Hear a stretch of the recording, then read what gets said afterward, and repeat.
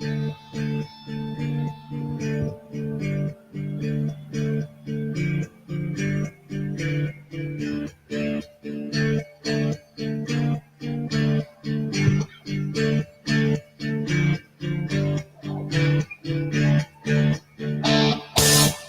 welcome back, everybody, to the Between Two Wheels podcast. A little hiatus does us all some good, right? Well, maybe. Today's show, Cavendish. He gets another contract for 2021. UCI, they take on barriers. And the supertuck. Transfer news of 2021 Between Two Wheels podcast gets published in Bike Mag, UK. Greg LeMond is recognized by the most hated group in America, Congress. The Ride of the Week and Bora, they go on the hunt for the new Roglic. It's Friday, December 18, 2020, and this is the Between Two Wheels podcast, episode 215. Welcome, everybody. I guess we'll have to maybe give a little update as to where I've been, what's the hiatus we're talking about, and what are we going to do in the future, and why I'm broadcasting from my home office area instead of at the other office. Well, you've heard of this thing, COVID, right? COVID-19 kind of infected our whole family here recently and wiped us kind of out. It's been 2 weeks, it'll be 2 weeks on Monday. And so, look, everyone's fine. It's not the worst sickness I've ever had. For me, I didn't lose the sense of taste or smell. My wife did. My daughter did. Her boyfriend did. 3 other kids in the family have shown absolutely zero signs, been hanging around everybody. So actually 2 of them went to their moms. The other one's hanging around here, and we're getting over it. It's boring. It's nothing. I did not miss any work due to it. Like I said, it's not the worst sickness I've ever had, even this year. So take that for what you will. So COVID survivor. Now I can make all the comments I want regarding the infection and the pandemic going around, and you can't argue with me because I've had it and I've taken care of that. No, actually, I know it affects everyone differently. Is my mind changed about it? No, absolutely not. Still the same thing. Take your precautions, do what you are. And then there's those nasty thing called civil rights, which no one seems to like, but I love them even for me. All right, let's talk about cycling though, because been off the bike too. But a lot of news going around, and honestly, I've been kind of just under the weather. The biggest problem I've had is really just headaches and then a lot of muscle ache. So I've been really interested in much of anything, just sitting around doing work, and then not even really reading cycling stuff. But a few things have gone off in the meantime, so I thought maybe we would cover some of those. As we mentioned, Mark Cavendish, he gets a ride for DeQuanta Quick Step for 2021. How do I feel about that? At first you're like, oh, the Manxman, he signed a contract, the 11th hour to continue racing for next year. That's the headline in one of the places. You're like, oh, okay, that's kind of nice. And then you start finding out that, I know he's delighted, but there was a breakdown with him and Bahrain McLaren.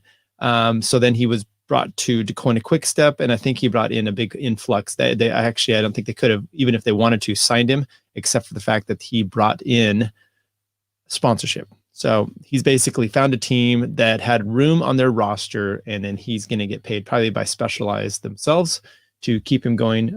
Even with an extremely difficult and disrupted season this year, they have shown how strong and unified they are, and I'm hoping to add an even more. I can't wait to be back in the wolf pack. Okay, cool. You're not going to get absolutely any results. I'm just predicting. Although DeQuanta Quick Step, I will say this about them. They have several riders that are with them. They leave the team. They just don't do quite. Viviani is one that we've seen this year, just doesn't do quite as well as all the wins he had last year with them. And then Sam Bennett this year was kind of the winner. The team does produce wins. They know how to do lead outs, especially for their sprinters. But Cavendish, I think your time has come, and you're not going to see really much. Us and Mark share many beautiful memories, and we have a history that goes a long way back.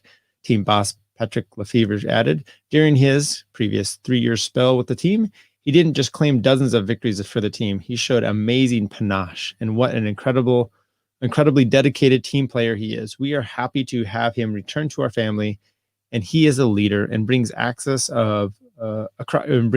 a wealth of experience in sponsorship money that he can share. That was my own ad, and he can share to our young riders. But at the same time, we are confident he still has something to give the team. I don't think he has much at all to give the team, but some sponsorship money. So it will be good, good for him. Glad he got a place to ride, and that's he got a place. I am a little disappointed though. I mean, look, at least he brought in the sponsorship money. Doesn't sound like they would have room to even add a different rider regardless. Cause I'm always like, hey, what about those young riders that are up and coming that they really deserve a shot? He's kind of had his place and he's had his abilities and he could have found someplace and he took a spot that, could have used for a different rider. And this is really the case here. It sounds like with the fact that this article didn't talk about it, but that he brought in his own sponsorship money. So good for him, good for them. And we expect many, many great pack filler results from Mark Cavendish in the years and days to come. So with that, look, I had another issue here. I was going to talk about the barriers and the UCI has now talked about they're digging into some things they're going to do. The barriers coming up, and they also with that it looks like they're going to start taking on some of the issues, other big issues that they have, which are the supertuck. Evidently, the supertuck is now an issue for the upcoming year. So I saw that on GCN. They had a new show and they were talking about different things, and they were all applauding the fact that the UCI would be cracking down on dangerous descending positions, I think is how they kind of said it. So they were anticipating that was going to be the case. And with that, for me, I'm like, okay, they made some good points in GCN, which is typically after you have barrier problems, and they're talking about the supertuck, and I'll compare those two. So barriers, they're going to start regulating how barriers are done this next year. And, we had a big wreck this year. So obviously it seemed like wreck being in Poland there with Dakota Quickstep and Dylan Groenewegen. And it seemed like that since you had a big problem and you had it kind of came out and the barriers needed to be something that were maybe a little bit more looked at and regulated. And my take at the time was, they want to put all the weight and the liability on Groenewegen, but I think the UCI has a lot to blame about how their barrier system is and that they allow certain things and it's not uniform. Okay, so they're taking that on. And so then GCN's like, look, no, we didn't have any big wrecks with the supertuck. So you may say, why regulate that now? Well, that's exactly when you do it now before you do have a big incident, because something is going to happen. Now, I say yes and no. I don't think you're seeing a supertuck being employed like for instance, you can't have, triathlon bars for a mass start finish type of race because it's just a dangerous position to get into. So they don't do that. Well, you're not really seeing the supertuck in mass fields. It's usually when you're spread out, you're going downhill, everyone's trying to gain a little bit of an advantage in that point. And I think those are pros. They know how to descend correctly. I know people get freaked out because I think it looks worse than it is. So they're going to do something. I'm a little disappointed because I think it's, when you see Mahorich and a few of these other riders really taking advantage of it, they take advantage. So now you're just doing another thing where you're going to impose, and how is that going to be regulated? Ooh, some guy's really close to the top tube. Is it when he's sitting on the top tube and you're going to have to go to the video footage of this? I don't know. It might not be everything you want it to be. But as far as the barriers go, I do believe that is a very good thing for them to be looking at. They should have been doing that a long time ago. It's interesting the fact that they're taking it on now, but they're not really doing anything about the Groenewegen. He's already being fined for this. And with that, kind of a little crazy. Let's take a look. This is one I didn't mention in the start of the show, but I came across it and I forgot to add it in. So Legion of LA racing team, they've been having, maybe we can get the share screen here. They've been having some interesting sponsorship. They've been able to bring on new sponsorship this year. There's been some issues going on with the turmoil in the world, and they seem to have, I don't want to say capitalize on it, but they've definitely been able to get the ability to kind of spread their wings with their team. And with that, they've been able to push themselves into some other areas of sponsorship. And one of those is try to go national or international. But they have announced a new sponsorship for Legion of LA racing team. Online training platform will be supporting the exciting race squad run by Justin Williams. They just announced a multi-year sponsorship of Legion of LA, the exciting emerging race team run by Justin Williams. Both Zwift and Legion were founded in LA with teaming up to try to promote diversity in cycling. The sponsorship will run through the end of 2022. The team founder Williams has big plans for the outfit. Zwift has already been pushing for equality between men and women cycling. Most recently hosted the first cycling esport world championships with equal opportunities for all competitors, but the company is now hoping to also push for racial equality as well. So how are they gonna push that on Zwift? Hey, he said, I'm stoked to have the support of Zwift. Like Legion, Zwift isn't afraid to challenge the norm. We've seen them do great things to promote women's cycling, offering complete gender parity for all competition. I'm excited that they show the same ambition to promote increase in diversity as well. Thanks to Zwift, the UCI Cycling Esport World Championships, Corey was able to represent the USA for the first time. That's big. Zwift will give us a platform to make our mission. Okay, good stuff. I did see that Corey and I think Isaiah, who rides for that team, a friend of ours, did not make the Conti team. It's interesting that Justin wouldn't make his own continental team, but that's sometimes the way things are in the world of cycling. Transfer news, maybe we go over some of those things that have been new to the world of cycling as far as new people, new teams. We know, big one, Chris Froome is going to Israel. With that, you have Mike Woods going over there. Dan Martin staying there, of course. I think the big one we just heard about recently is Lopez. Lopez, I think, is going to Movistar from Astana. That's Superman to some of those others. One team that has to lose all their riders, CCC, will be no more in 2021 as they morph into what is now Circus Wanty Gobert, and became Intermarche Wanty Gobert Matera in 2021. That's a mouthful. Let's take a look here. And we can maybe break down some of these riders and where they're going with the 2021 season, and if anything new and exciting is on the warpath for some of these others.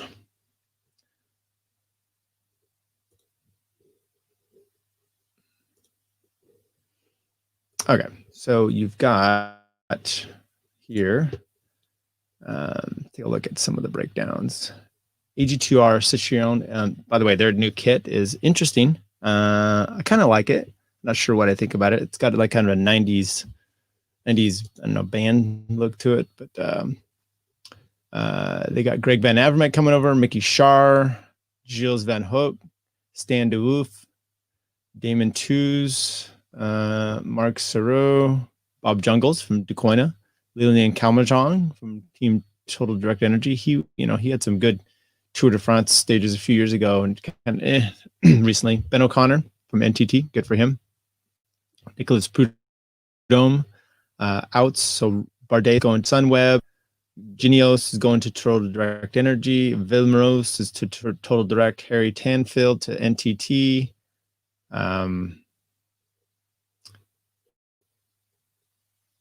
Astana, they are, who else do we have here? Astana outs. Let's see the ins here. Samuel Basticelli, Stefan Debod, Andrei Piccoli, Ben Perry, Evgeny Fedorov.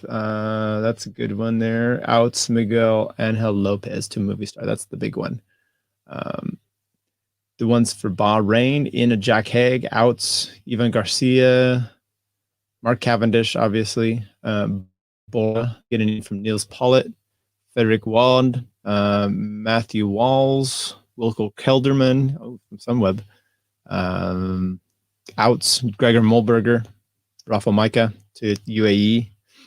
Max Schachmann, he resigns with them, so they're kind of redoing their whole team there. So it will be a little interesting to see what they do. CCC, as we said, I'm going to kind of skip that. Cofidis. Let's look at Decoina in Sean Quinn, Fausto Masnada, Joseph Cherney. These are all from CCC there. Quinn's from Hagen Berman, so he's doing the step up. And then Mark Cavendish out, Bob Jungles. EF.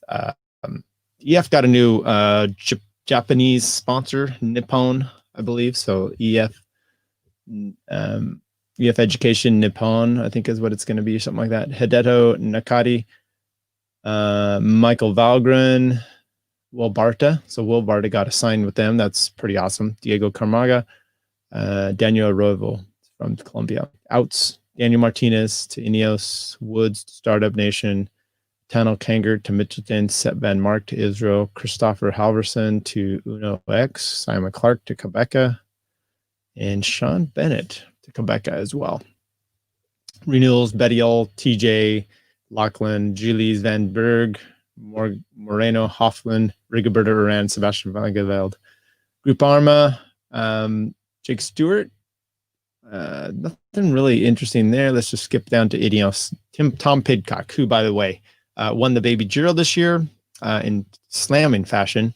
He also just recently, this last weekend, had very impressive win over Matthew Van Der Poel in cyclocross race. So you're going to see this guy going here and there.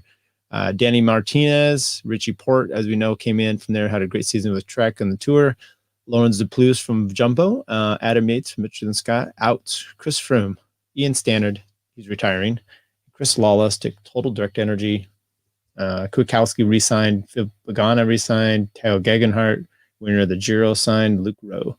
Israel startup, Chris Froome, Woods, Carl Frederick Hagen from Lotto Soudal. He had a really good Vuelta 2019. Daryl Impey from Mitchelton Scott, Patrick Bevan from CCC, Sebastian Berwick, Tag Jones, Alessandro DeMarchi, it's Sep Van Mark. They're losing Niels Pollitt, and they've got some re-signs here. Roy Sutherland retired. Okay, so this is Israel. Did we hear what happened to Travis? I don't know. Andre Greipel's renewing, Mads Schmidt, Alex Crawford, James Pickley. Oh, good. James Pickley, Matthias Brandl, Tom Van Osbrook, Rudy, Alex Dowsett. He got signed by them again. Guys Neve, Guy Sogav, Omar Goldstein, Adamir Einhorn. So we did not hear at all what happened to Travis.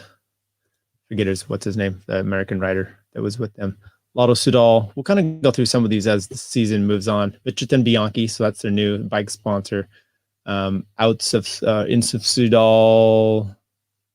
Nothing there that really excites me. Ins on Mitchelton, Tano Kanger. We talked about him. Michael Matthews coming back from Sunweb. Armin Janssen, Kevin Coloni. Outs, MP, Albacini, Adam Yates to Ineos. That's a big one. Although Simon's re-signed for them, so it'll be the first time you'll see them as a split squad.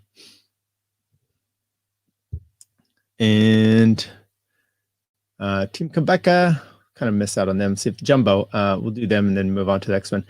Ends, David Decker, don't know who that is. Gilles Lemazir from the development team. Edward Affini, Nathan Van Hooydonk, his dad was pretty good, or uncle. Sam Ooman. Sam Ooman would be helpful for them, I think, as far as the Grand Tour team goes. Outs, Lawrence Depleus, Armand Grawl Johnson, Tom Lazier, Taco Vanderhorn. Too bad, no more Taco Tuesdays. Resigning Martin, Tony Martin, Tom Lazier, Jonas Weingard. He did a good stint there for Roglic in the Vuelta. Pascal Eigenhorn, Timo Rosen, Leonard Hofsta, Chris Friesen, Paul Martins, and he's only until mid-July, though, and then until May is Martin Winans. Okay, that's what we have for those guys. I don't know. We'll have to. It'll be interesting to see a little bit more as the season comes down. What you have for some of these riders and what they're going to be doing. Like I said, I didn't think you're going to get much out of Cavendish this year, so it'll be interesting to see what you have for some of these other riders and kind of their racing going forward. Greg LeMond, he got the Congressional Gold Medal, I think is how you pronounce that, or you actually reference that, for all his service in bike racing for the U.S. He never got a race for them in the Olympics. Remember, 1980 was canceled. Yes, the whole year was just canceled. Greg LeMond becomes the first cyclist to receive Congressional Gold Medal. First cyclist. Well, that seems about appropriate. He's only a 10th athlete to win the highest civilian award in the U.S. Award for those who have performed an achievement that it has an impact on American history and culture that is likely to be recognized as a major achievement in the recipient's field long after achievement, with LeMond winning 3 tours between 86 and 90, becoming world champion twice. Since retiring, the 59-year-old has also competed in charity work to help children, veterans, and medical research. Congressional Medal was awarded to the likes of former President George Washington, Thomas Edison, Walt Disney, Rosa Parks. These are all, and Greg LeMond. No Lance Armstrong in the mix though. I keep going. Why me? LeMond told the Wall Street Journal, expressing shock. I don't even know what to say. It's a humbling experience. Well, that's good for him. I think that's.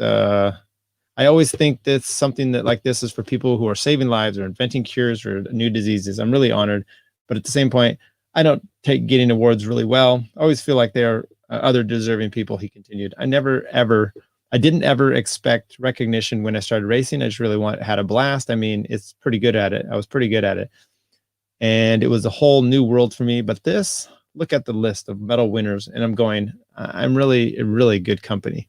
Throughout his career, Greg repeatedly exemplified the principles of healthy competition, honesty, and selflessness, putting team success ahead of his own, added the U.S. Representative from California, Mike Thompson. In retirement, he's dedicated his life to serving and supporting children, veterans, medical research, and other causes throughout with his charitable work. Okay.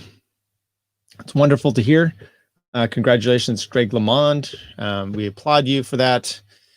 And all the best in your future endeavors. Last thing we're going to talk about here, and we'll let you go so I can still try to, still trying to get healed up. And I do have some interviews, by the way, coming up. So I will be able to get to some reach out to some new people. And then those of you that I've talked to before that we've had some things planned, Cole Davis, maybe we get back in touch and work those out as well. Hope everything's going with them. Leading skier and novice cyclist Anton Palzer to join Bora Hansgrohe. The Skimo athlete will continue racing winter sports until April. I don't really know what his pedigree is for bike riding, but he's a German. He's one of the best athletes in the sport. Finished second at 2019 Skimo World Cup. The dude's, I saw him running on some precipice up in this mountain thing. He's pretty fit and he's a little aggro.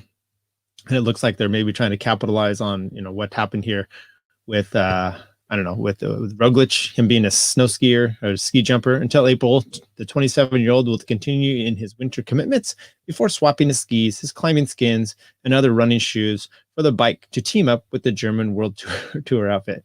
Palzer has no previous experience of bike racing, but he's a friend of Bora rider Lucas Postelberger, the winner of the 2017 Giro. Hey, Dave Kaus, now you might have a way in because you're friends with these guys too. Palzer, who's also a sponsored Red Bull athlete, said, "For a long time, this was just a thought in the back of my mind, a little dream that seemed unattainable and miles away from any realm of possibilities. Over the course of the year, Ralph Denk and coach Helmut Dollinger have given my wildest dreams real potential, and I'm very grateful for this." Okay. Well, Palzer admits that the change will be a major undertaking and doesn't expect immediate results. He will be 28 when he makes his racing bow. I will have to slowly grow into cycling and develop a certain racing intelligence, he said. In my first year, I will also have to cope with the challenge of a double season, winter and summer. My strengths certainly lie in the high mountains, but since the paths into the mountains are often flat and windy, I will have to learn a lot. Yes, you will. So good luck to him. Well, that's really all I have for this week. Like I said, trying to get back from being what did he call it? COVID induced, and just seeing if we can get some wellness, and then maybe at some point get back to actually on the bike, and we can report hopefully some bike racing this year. What do you think? It'd be really good to have some bike racing this year. I don't know about that. I just looked today online on my USA Cycling. They did not renew my subscription. $130 for me. I don't know if that's a Cat 1, if it's a little bit higher as a Cat 1. My friend John was like 50, and then they had some $50 processing fee. Once again, I haven't seen the USA Cycling been promoting and licensing races, so we'll have to do that. Oh, Northern California, there's a new Facebook page called The Feed. Check that out. Maybe we'll link it in here and maybe have a conversation with the guy that started that as well. Thanks, everybody. Take care, and happy 215 episodes Between Two Wheels podcast.